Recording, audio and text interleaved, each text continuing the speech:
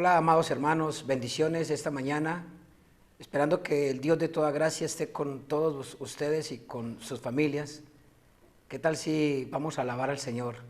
Vamos a darle gracias, vamos a darle honra, gloria y honor. Yo los invito para que por favor cierren sus ojos, se desconecten de toda distracción y vamos a orarle al Señor, a darle gracias. Padre bueno, te bendecimos esta mañana. Te damos la gloria y la honra, Señor, solo a ti, porque solo a ti pertenece.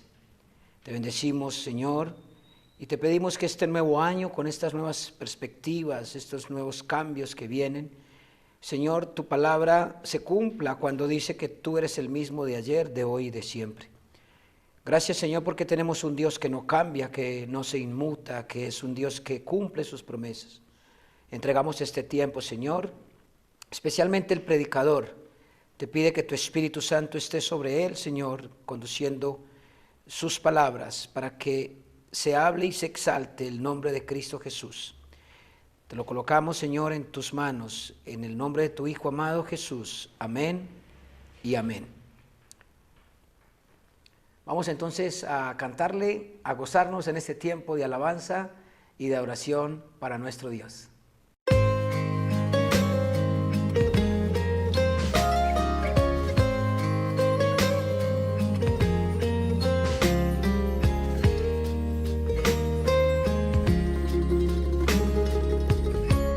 Ya no quiero luchar, ya no quiero pelear. Hago a un lado las armas en las que confiaba y te dejo ganar. Me ha vencido tu amor y tu buen corazón. He venido a rendirme a tus pies y decirte, te doy el control. Vengo hasta la cruz a rendirme. Si quieres hoy recibirme, vengo a caer a tus pies y a decirte, por siempre eres tú. Mi Señor, hoy te entrego las riendas de mi corazón.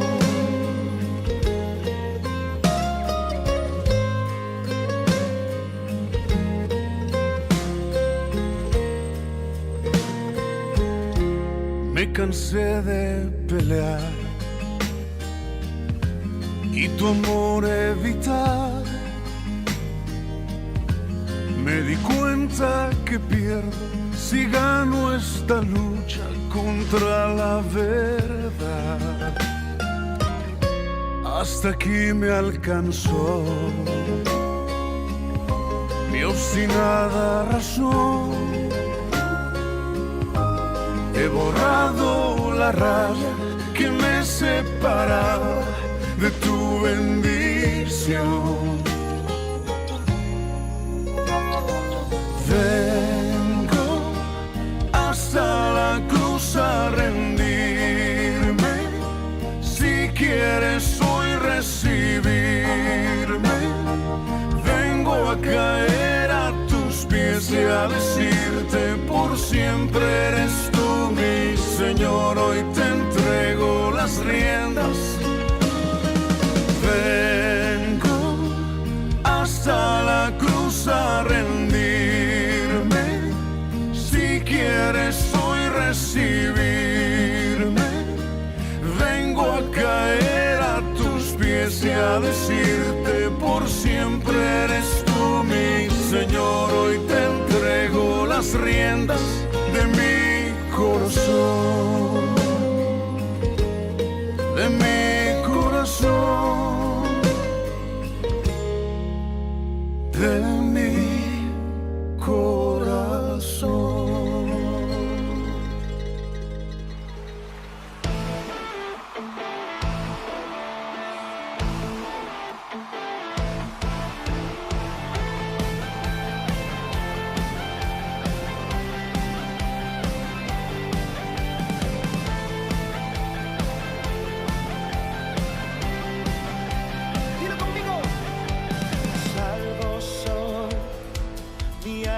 alegría está en tu amor.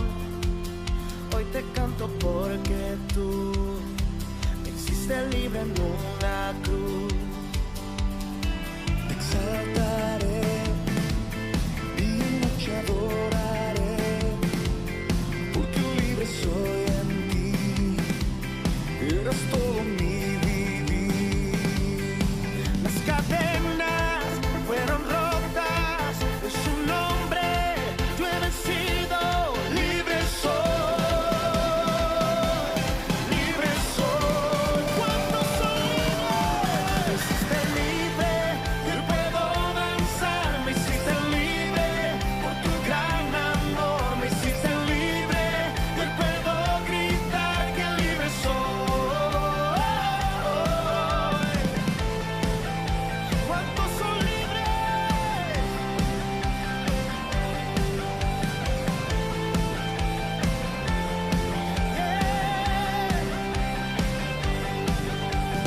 Salvo soy, mi alegría está en tu amor.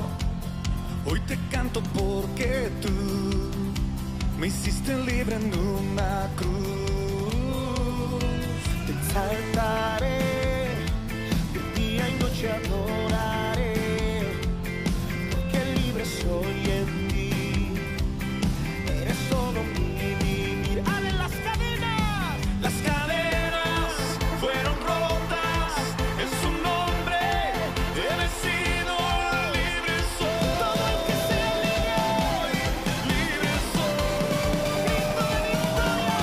Me hiciste libre, yo puedo danzar. Me hiciste libre por tu gran amor. Me hiciste libre, yo puedo gritar que libre soy. Me hiciste libre, yo puedo danzar. Me hiciste libre por tu gran amor. Me hiciste libre, yo puedo gritar que libre soy.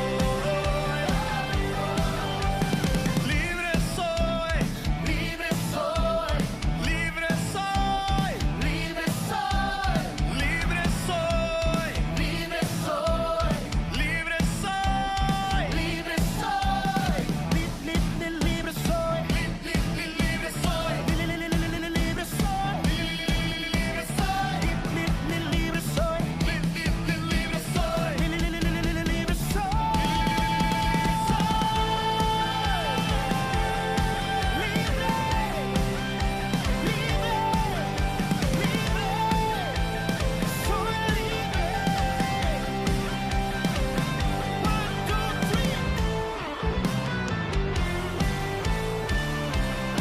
¿cuántos son libres?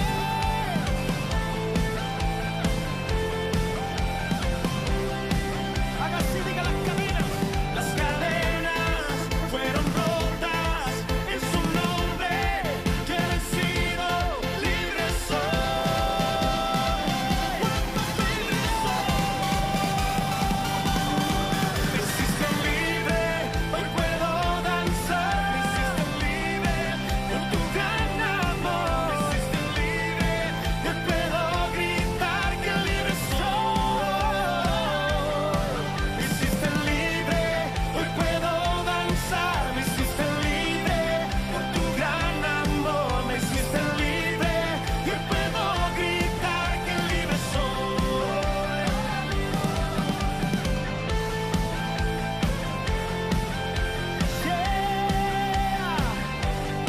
Somos libres,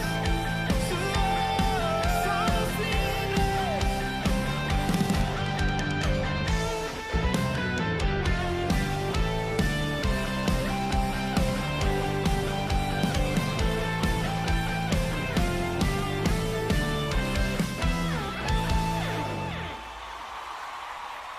Muy bien, hermanos, luego de haber disfrutado, haber exaltado el nombre de Cristo Jesús, quiero hablar con ustedes y quiero compartir con ustedes esta palabra de la cual el Señor me ha estado hablando durante mucho tiempo, varios estudios y es basada en muchos estudios que he tenido en cuanto al tema. Hemos venido hablando en temas anteriores sobre lo que Pablo nos dice cuando afirma que ya no vive él, sino que vive Cristo en él. Ya no vivo yo, mas vive Cristo en mí. Mis hermanos, esto es fundamental, entender el Evangelio y la obra redentora de Cristo, para que podamos aprender a vivir verdaderamente una vida cristiana de acuerdo a los estándares de Dios, especialmente entendiendo la nueva vida, la nueva naturaleza que Cristo ha implantado en nosotros. Hoy vamos a ver, en contraste, cómo cuando un creyente llega a los pies de Cristo, cuando hace su confesión de fe, cuando es discipulado, se bautiza y comienza una nueva vida, ¿cómo puede ocurrir el riesgo en contraste una vida en Cristo a una vida simplemente llena de normas que cumplir, o una vida religiosa, legalista, que vive según un catálogo de cosas prohibidas y permitidas? Yo los invito para que vayan conmigo, por favor, al Evangelio de Marcos.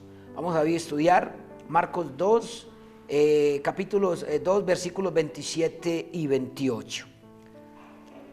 Vamos a leer esta palabra. Los invito, por favor, para que abran sus Biblias y lean conmigo.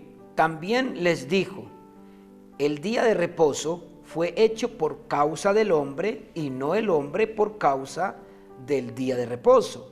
Por tanto, el Hijo del Hombre es Señor aún del día de reposo. Y ahora, mis hermanos, los invito en el capítulo 3, versículo 1. Otra vez entró Jesús en la sinagoga y había allí un hombre que tenía seca una mano. Y le acechaban para ver si en el día de reposo le sanaría, a fin de poder acusarle. Entonces dijo al hombre que tenía la mano seca: levántate y ponte en medio. Y les dijo a los fariseos: ¿es lícito en los días de reposo hacer bien o hacer mal, salvar la vida o quitarla? Pero ellos callaban. Entonces, mirándolos alrededor con enojo, entristecido por la dureza de sus corazones, dijo al hombre: extiende tu mano. Y él la extendió y la mano le fue restaurada sana. Y salidos los fariseos, escuchen mis hermanos, tomaron consejo con los herodianos contra él para destruirle. Esta sección del Evangelio que nos narra una de 5 controversias entre Jesús y los líderes religiosos. Mis hermanos, nunca encontramos en la palabra una controversia con los pecadores, con las prostitutas, con los recaudadores de impuestos, con los ladrones. Nunca. Todas las controversias de Jesús fueron contra los religiosos, el pueblo representado a través de sus líderes, rabinos y sacerdotes, porque se habían inclinado al legalismo. Mis hermanos, una condición que inevitablemente ocurre cuando el corazón quiere alcanzar el favor de Dios a través de sus obras y no como consecuencia de una relación basada en el conocimiento profundo del carácter bondadoso y sublime de nuestro Dios.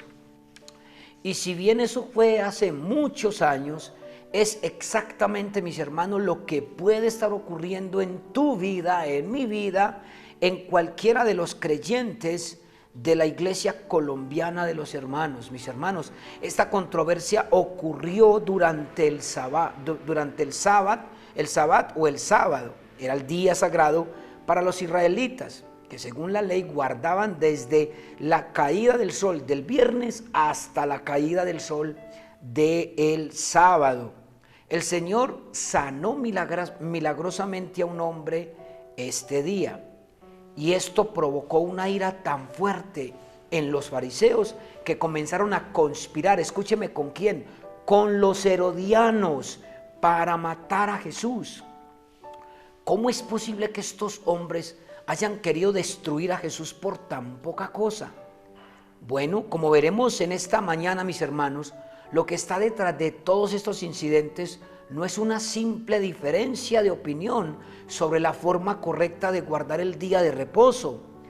Mis hermanos y amigos que nos visitan, que nos están viendo esta mañana, lo que tenemos aquí es un choque de trenes entre el Evangelio de Cristo y la religión legalista de los fariseos, y lo que provocó este sentimiento homicida en estos hombres fue que Jesús dejara al descubierto su hipocresía y les mostrara que todo ese aparataje legalista que ellos habían creado supuestamente para acercarnos a Dios, en realidad aleja a los hombres de Dios y son un veneno mortal para el alma. Veamos en primer lugar, mis hermanos, para no dar lugar a malos entendidos, en qué consiste el legalismo. De una manera sencilla, yo espero que esto nos ayude a entender por qué debemos defendernos de este mal tan destructivo y tan seductor al mismo tiempo. Mis hermanos, podemos decir que el legalismo consiste en tratar de ganar el favor de Dios a través de nuestra obediencia a un conjunto de leyes y de normas. Como dijo alguien, el legalismo exalta la ley por encima de la gracia. Si cumplimos la ley, seremos aceptados. Nuestra relación con Dios depende enteramente de nuestro esfuerzo en obedecer los mandamientos. Mientras mejor me comporte, seré más bendecido. Ahora bien, cuando nosotros partimos de esta premisa, usualmente van a ocurrir tres cosas. Lo primero que va a ocurrir, mis hermanos, es que tarde o temprano vamos a comenzar a añadir algunas reglas que no están en la Biblia. Y les cuento por qué. Porque nosotros vamos a querer estar seguros de que estamos haciendo exactamente lo que tenemos que hacer. O como dijo Tim Keller en su libro, Antinomismo versus Legalismo, si yo voy a ser bendecido por mi obediencia, yo quiero estar seguro de estar oprimiendo los botones correctos. Ahora, mis hermanos, un creyente puede restringir su libertad en cosas que no están explícitamente prohibidas en la Biblia, ya sea por el cuidado de su propia alma. Hay cosas que son completamente legítimas, pero que a mí no me hacen bien, o que a ti no te hacen bien, o por el cuidado del alma de otros. Pero eso no es legalismo, eso es andar conforme a la ley del amor. El problema del legalismo, mis hermanos, el legalista presupone que su obediencia es la base de su aceptación en la presencia de Cristo. Por ende, vamos a ponerle más atención, escuchen, al aspecto externo del mandamiento que al corazón de la ley. Segundo, vamos a perder de vista el corazón de la ley por la letra de la ley. Este es un aspecto esencial del legalismo, mis hermanos. El legalista está más preocupado por la forma que por el fondo, porque al final de cuentas es mucho más fácil conformarse a un conjunto de reglas externas que lidiar con los problemas del corazón. ¿Recuerdan ese duro discurso del Señor en Mateo 23? ¡Ay de vosotros, escribas y fariseos hipócritas, porque diezmáis la menta y el eneldo y el comino! Él les dijo, ustedes cuando van a diezmar se cuidan de estar absolutamente seguros de que dieron exactamente la proporción que debían dar en cada uno de estos renglones.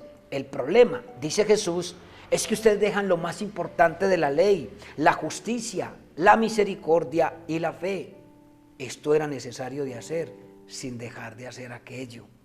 Y Cristo les dice, ¿sabe qué es lo que ustedes son? Ciegos que cuelan un mosquito y se tragan un camello.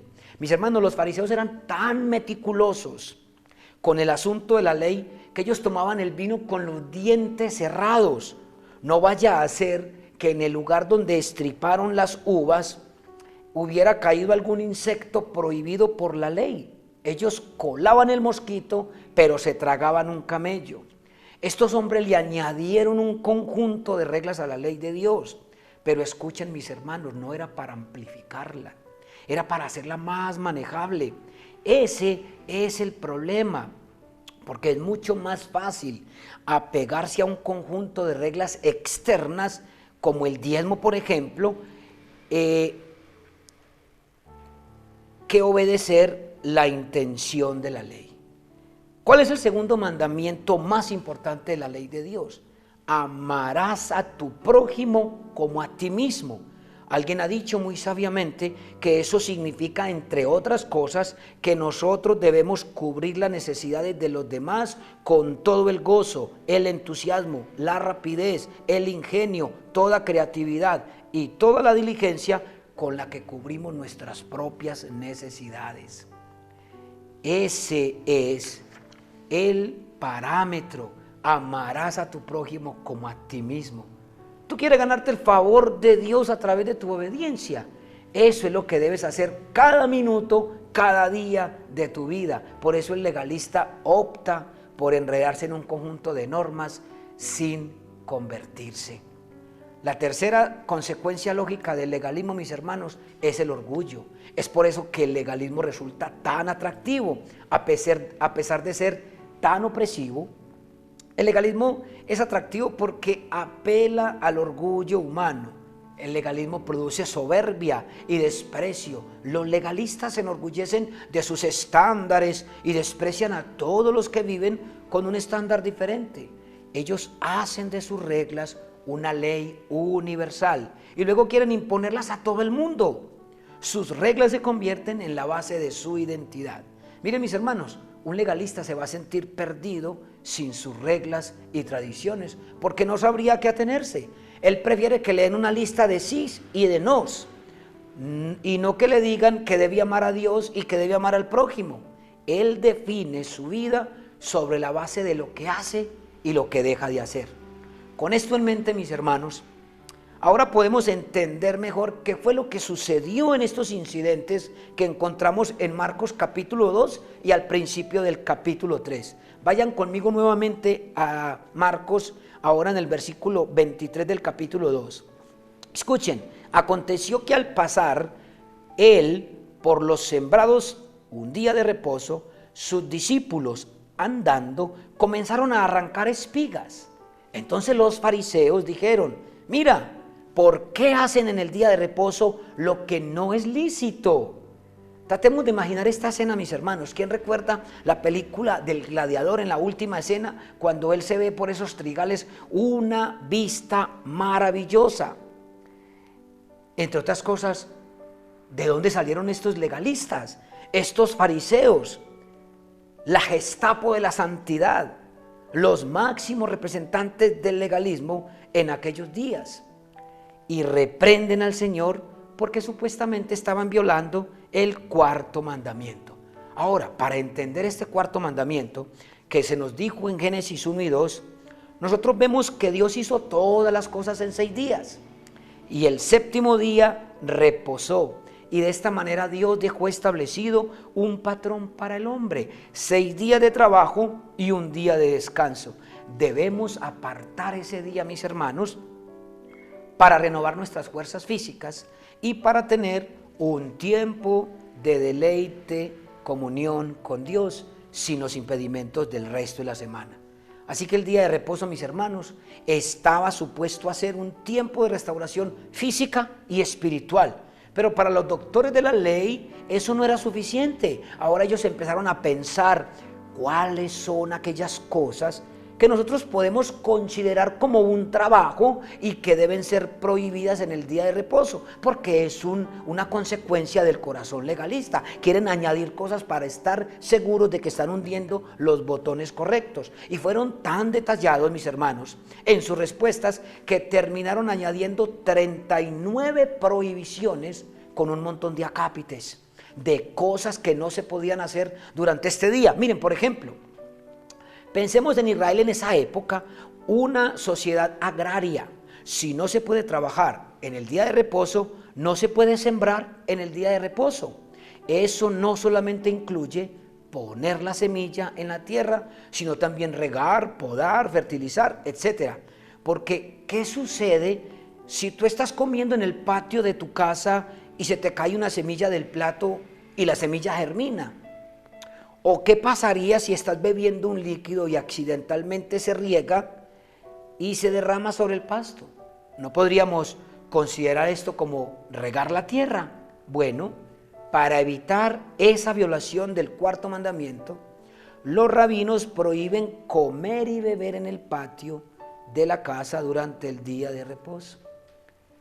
Si te encuentras un insecto en un cajón o en una gaveta, al cerrarla debes dejar el espacio suficiente para que el insecto pueda escapar vivo, porque está prohibido cazar en el día de reposo. No se puede usar dientes postizos porque eso es llevar una carga. De hecho, los rabinos aún habían determinado la cantidad de pasos que tú podías dar en el día de reposo, exactamente 1999. Ni uno más. No se puede viajar en el día de reposo. Por eso es que en la Biblia se usa esta locura de mandamiento como una medida de distancia a un día de reposo. Eso lo vemos en Hechos 1:12. En el caso de Jesús y los discípulos, los fariseos entendían que el arrancar las espigas y estregarlas con las manos para comérselas era como si estuvieran segando en el día de reposo, y esto estaba prohibido según la interpretación rabínica de Éxodo capítulo 34. Y por supuesto, no se sabe de dónde salieron. Ellos estaban allí con el radar esperando a que Jesús hiciera algo. Era mejor que Jesús y sus discípulos pasaran hambre y no que violaran la regla. Para los rabinos la regla estaba por encima de las personas. Ahora, mis hermanos, lo más importante de este pasaje: ¿cómo enfrentó Jesús esta acusación de los fariseos? No solamente vemos que Jesús reaccionó en contra de su legalismo, descubriendo la verdadera cara de ellos, sino que también presentó una alternativa completamente diferente. Miren el versículo 25, pero él les dijo: ¿nunca leísteis lo que hizo David?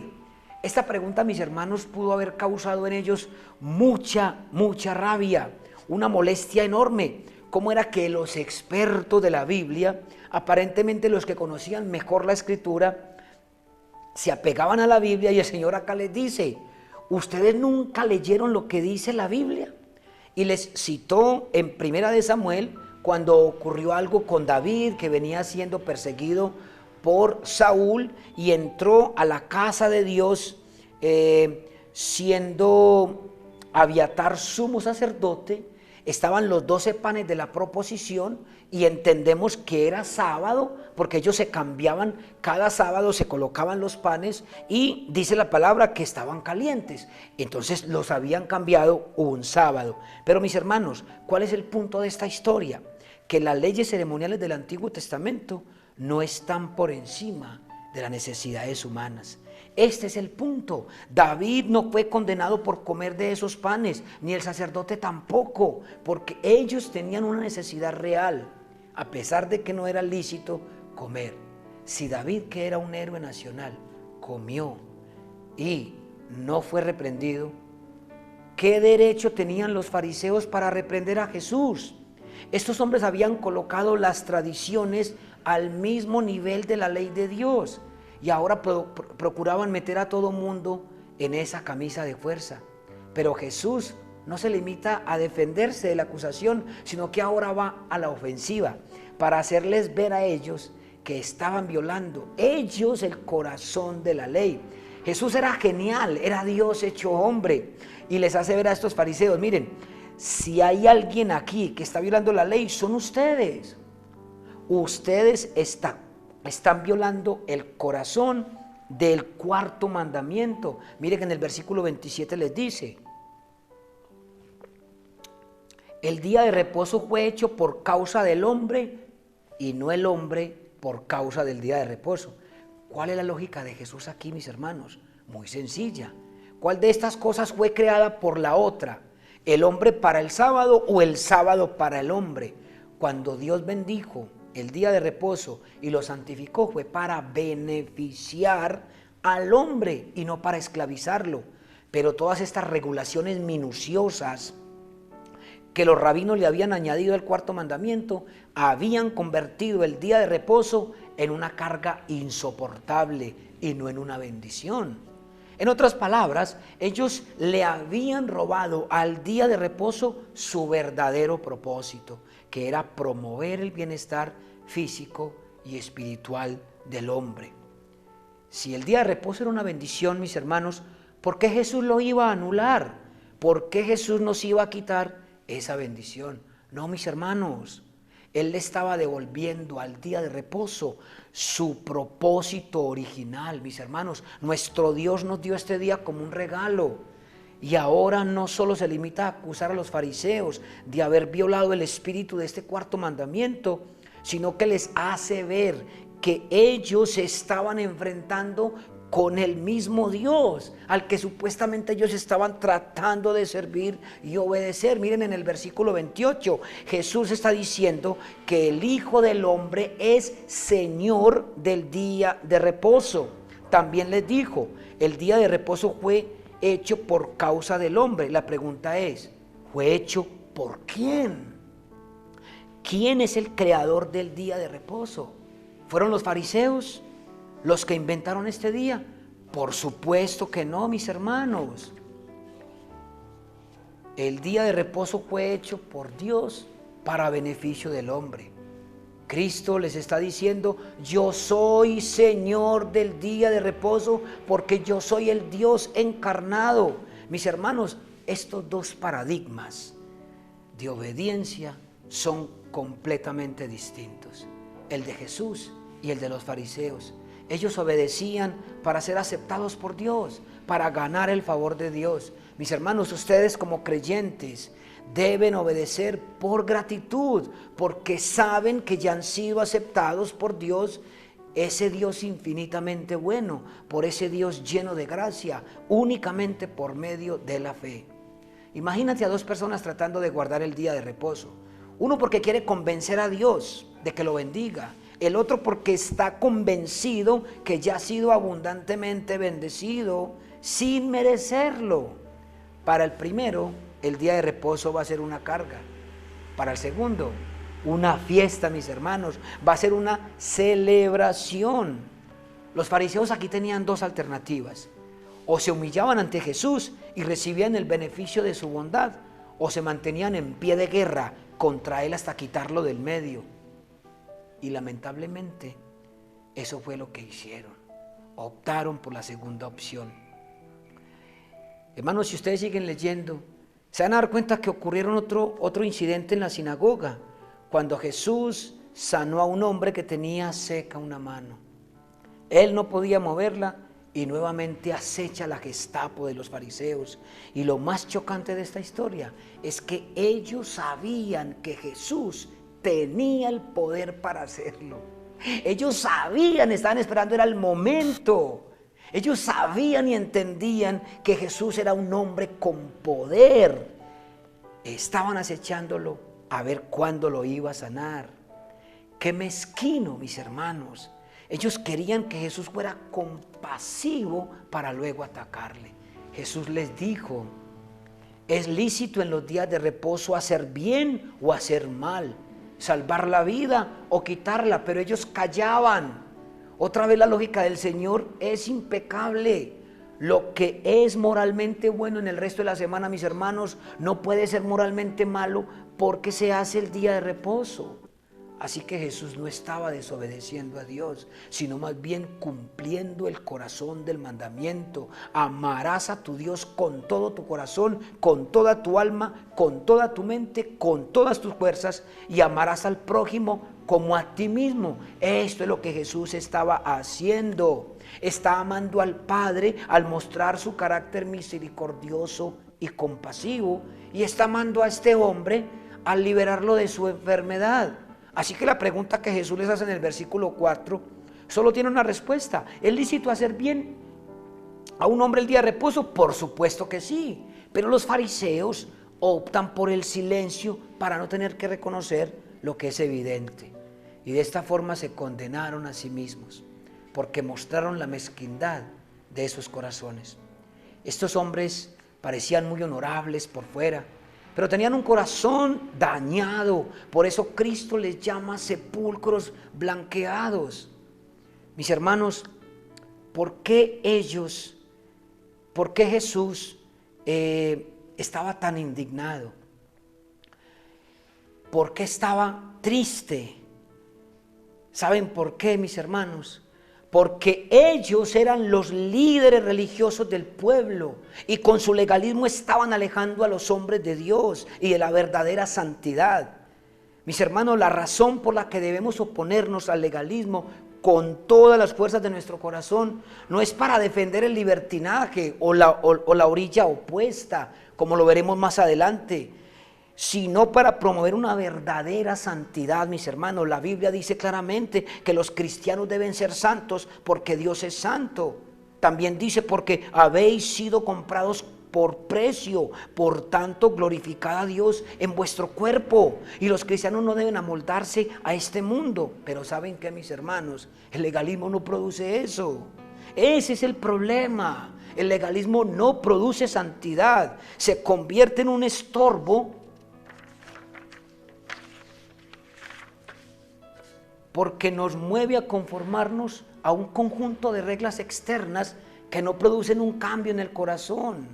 La verdadera santidad, mi hermano, proviene de un corazón que ha sido transformado por el Evangelio y que continúa viviendo a la luz del Evangelio, porque el amor de Cristo nos constriñe.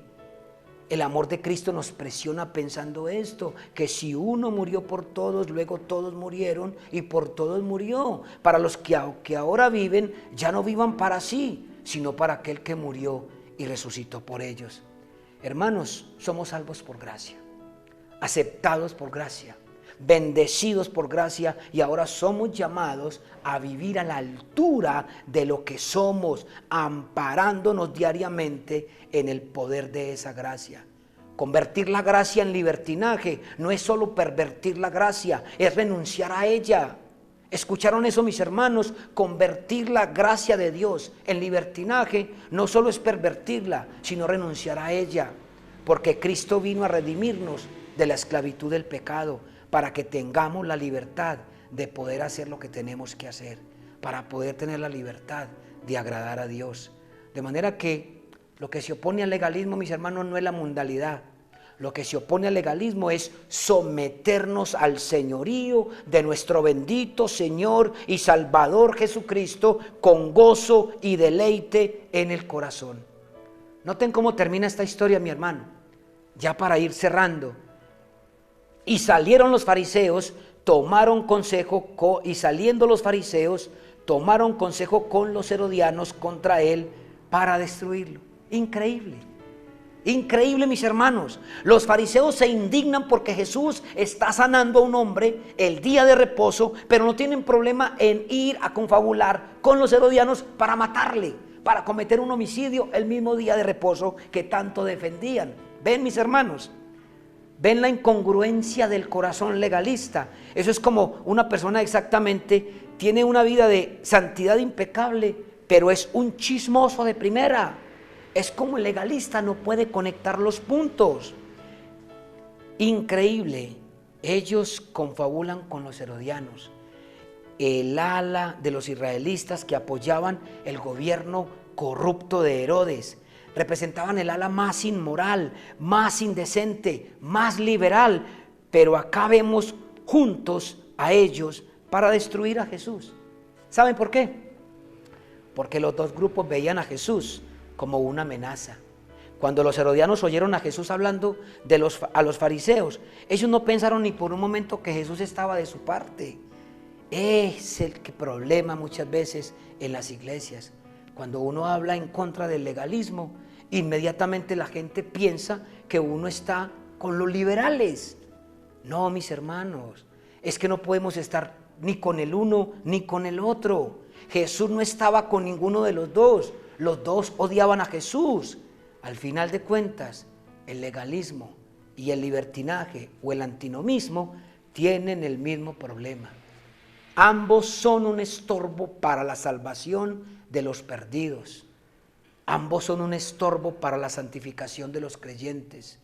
Ambos son un verdadero peligro del que podemos librarnos únicamente predicando el Evangelio cada día. Mi hermano, yo lo invito para que cierre sus ojos y en una oración sincera de corazón le pida al Señor, como lo hizo conmigo, que nos muestre en qué áreas de nuestra vida estamos siendo legalistas. Porque mis hermanos, si tú quieres ver a un legalista, mírate en un espejo.